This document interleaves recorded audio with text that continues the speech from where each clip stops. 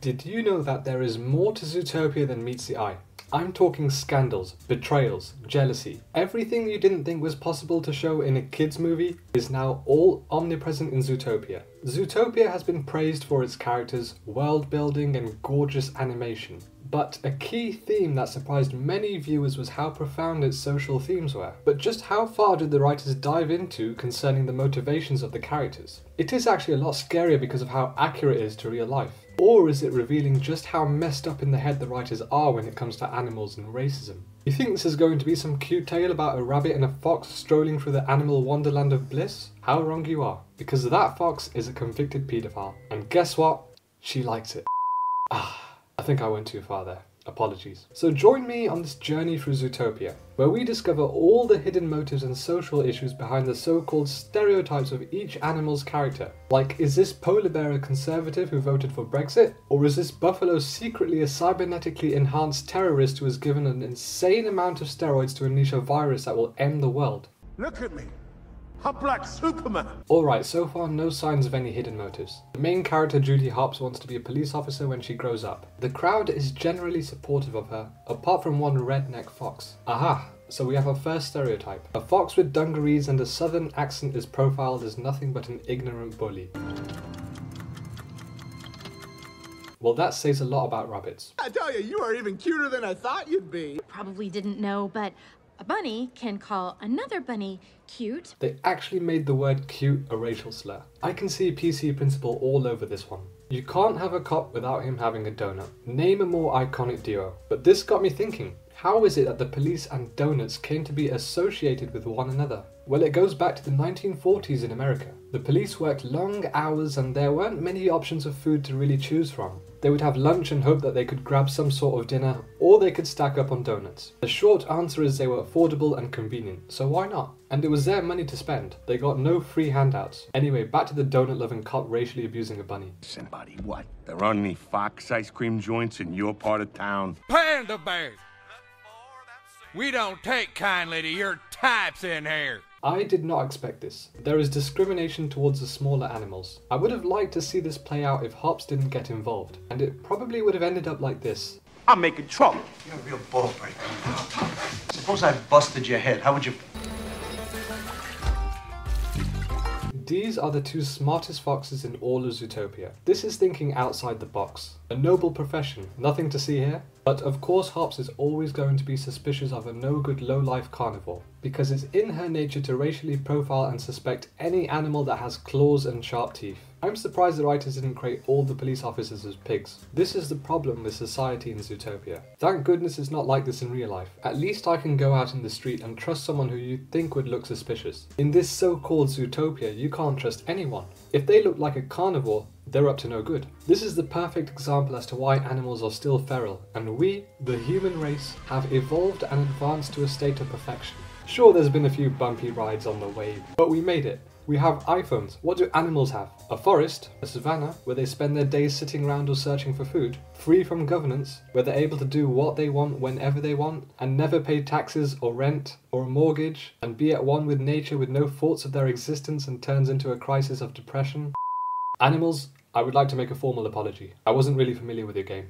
You can't touch me, Carrots. I've been doing this since I was born. Another racial slur at rabbits. First cute and now carrots. Wow, there is so much prejudice in this utopian city. Why did Hopps ever want to come here in the first place? Maybe her parents were onto something. Maybe she should give up on her dreams. That way she would avoid being called such horrific names as Carrots and live a life of peace in the farm, where she grows carrots. Oh my goodness, she's living up to the stereotype. This rabbit is a hypocrite. You don't want to be called Carrots, but you'll happily eat this unappetizing microwave junk and have a carrot floor mat outside your apartment. Of course she has a carrot iPhone. Steve Jobs, you've done it again.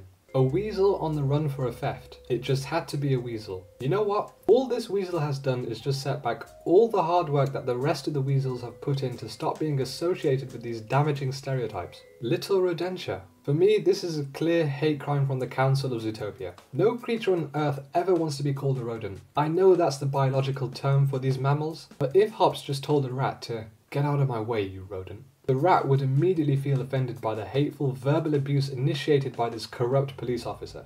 And the Council of Zootopia are just allowing this town to be called Rodentia. It's like calling India Currytown. Us little guys really need to stick together, right? like glue. Good one, yeah. So in this world, sizeism is a thing. They don't want to be kicked around and walked over like they have been their whole lives. Mayor Lionheart established the Mammal Inclusion Initiative, which enabled animals who you wouldn't normally see in the powerful businesses and departments have an opportunity to make a name for themselves. But as we know, Mayor Lionheart has created this initiative with devious intentions, and not for the sake of inclusivity and equality. It's frightening to believe, but this equal workplace idea is pretty much the same for the lucrative industries in our world. You see global conglomerates working harder than ever to make their employees look as diverse as possible, but not for the sake of inclusivity. They do it because they've been forced to, or because it benefits their business. And this Mammal Inclusion Initiative is the quintessential reflection of how the industry deals with diversity, equity, and inclusion. Anyway, according to your tax forms, you reported, let me see here, 0. So Officer Hops continues to persist as the corrupt police, blackmailing an innocent fox who's been having to fend for himself since the age of 12. Is there no sympathy to spare from Hops? But that's the thing. When you become a cop, you have power.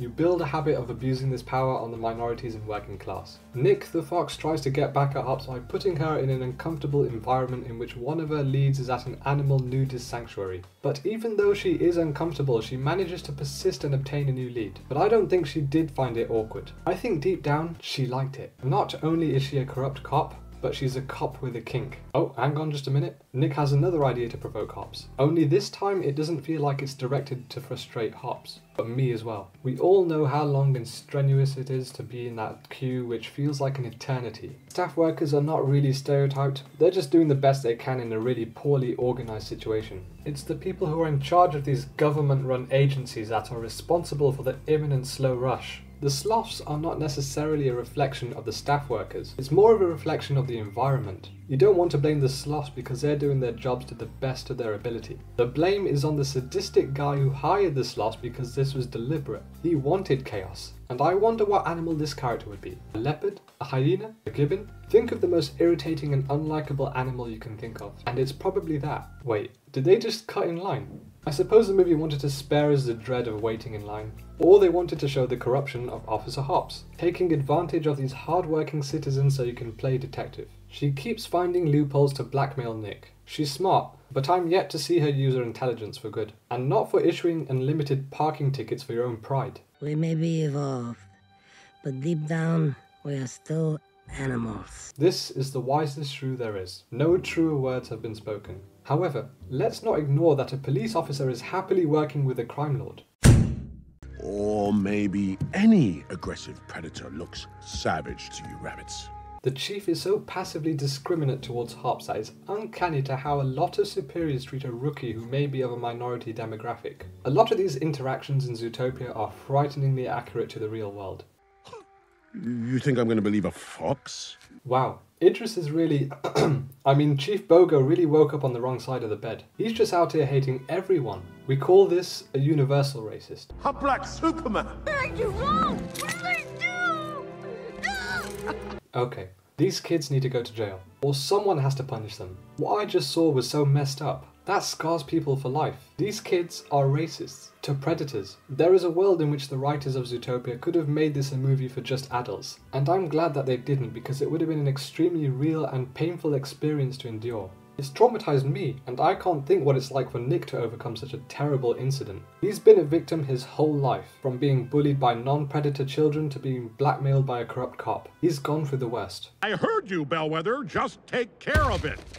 I need photos. Photos of Spider-Man. Sheep never let me get this close. You can't just touch a sheep's wool. Just let this happen. Get off of me! Okay, I think the writers went a bit too far here with Nick's longing to be near a sheep. It certainly rings some concerning issues regarding Nick.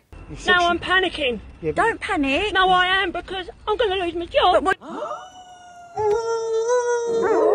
So the corrupt officer Hops is at it again.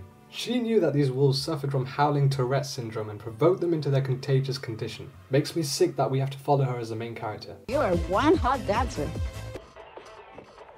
I honestly expected this from him. Hard on the outside, soft on the inside. It's confirmed. Chief Bogo is a victim of toxic masculinity. Just look at how insecure he is about admitting his true self when the fat cheater catches on to his leisurely behind-the-scenes activities. He can't admit to this or people will look at him differently. In particular, the robust-looking cops. Chief Bogo, he shouts in masses but weeps in silence. Even when Mayor Lionheart is trying to tell Hops that Zootopia is still in great danger, she turns the other ear, because at the end of the day, she just wants to throw another predator in jail. That's the real reason she became a cop. Ever since she got scratched by that redneck wolf, we now know what her true motivation was all along. Just petty revenge over a childhood incident. You see why I don't like this rabbit. Nick was being supportive and helping Hops at ease during her first press conference. And how does she repay him for his kindness? By talking about predators and their biology, saying that it's in their nature to be aggressive and primal towards prey. And she knew this would trigger Nick's childhood from when he was bullied. Furthermore, she feared she was developing a friendship with this sly fox and saw this as the perfect chance to disband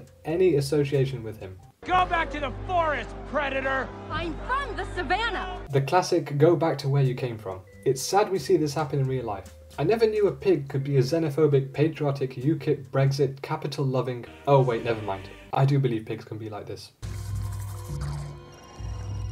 What is this, Breaking Bad? Walter and Jesse are back, so I'm leaving now. Of course. Wouldn't it have been cool if they showed feral humans in the museum? They could have been seen as the Neanderthals to the apes. What this sheep has done is actually not so far off from being genocide. This is borderline war criminal behaviour. Her aim was to rid all predators from Zootopia and only allow prey to succeed and become superior. I don't even know why she did this. 90% of Zootopia are prey. Yes, she has been bullied by Mayor Lionheart, but surely she can't think that every other predator treats her the same. I mean, no way would this cheetah be like that towards her. If you showed me a picture of Idi Amin and Mayor Bellwether, I wouldn't be able to tell them apart. They're the same people. Sure, you might feel sorry for her during the majority of the film, but that's not an excuse for ethnic cleansing. The hell's wrong with this sheep? This is what happens when a sheep has no shepherd. The shepherds are doing God's work. Police! There's a savage fox in the Natural History Museum. Oh my goodness, she's a Karen. Somehow things just got a lot worse. There's no coming back from this. So after a thorough investigation, let's gather this data and have a look at the results. And we'll see just how many hidden social issues there were in this film. That's what I thought. Kind of. It's great to see a world in which creatures of all backgrounds, regardless of their biological classification, can live in harmony as one. The only thing is, if this is a world in which all animals get along with each other, how come there's no mixed breeds of animals? I mean, you could certainly have a cross between a tiger and a lion, but say if Hops and Nick did fall for each other, how would the city of Zootopia react? So you can be friends and interact with different animals, but you can't fall in love and have children with anyone who's not your kind. Some utopia this is. We could have seen some examples of crossbreeding, you know, ones that are at least plausible in real life, but it's clear to me that this is the kind of world where an elephant can go to a rhino and say, I can work with you, but I'll never be your friend. Overall, the social issues in Zootopia is very concerning. We've had so many animals showing blatant discrimination to other animals, a crazy genocidal maniac, the dirtiest cop known to animal kind, and a buffalo suffering with depression. If it was up to me, I would immediately change the name of Zootopia. To put it plainly and simply, it's false advertising.